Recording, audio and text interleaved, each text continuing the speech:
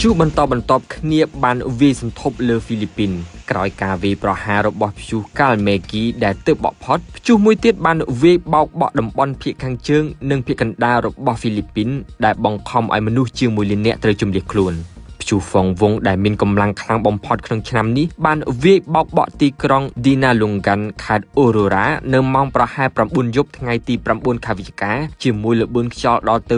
185 គីឡូម៉ែត្រក្នុង1ម៉ោងអាជ្ញាធរហ្វីលីពីនបានប្រកាសព្រមានអំពីអន្តរាយនៃភ្លៀងធ្លាក់ខ្លាំងជាង 200 មីលីម៉ែត្រនៅតំបន់ភាគកណ្ដាលនិងភាគខាងជើងលូហ្សុនដែលបណ្ដាលឲ្យមានទឹកជំនន់និងការបាក់ដីធ្លាក់ពីលើភ្នំនិងដីល្បាប់ធំៗហើយក្រសួងមហាផ្ទៃបានចេញសេចក្តីប្រកាសព្រមានអំពីរលកសមុទ្រខ្លាំងដែលមានកម្ពស់លើសពី 3 ម៉ែត្រនៅតំបន់ឆ្នេរទាបៗប្រជាជនប្រមាណ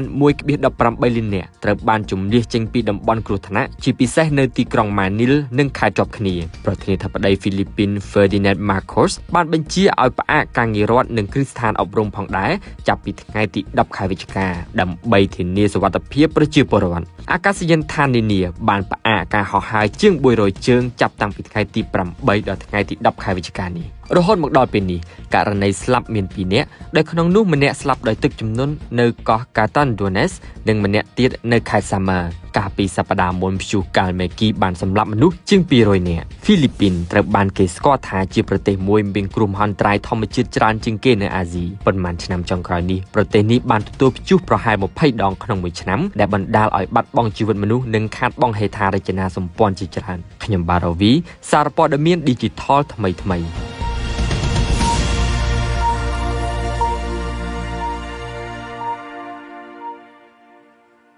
V-Active មោទកភាពភេសជ្ជៈកីឡាដំបូងគេរបស់ប្រទេសកម្ពុជាបំពេញនិងរក្សាជាតិទឹកបានល្អហើយឆាប់រហ័ស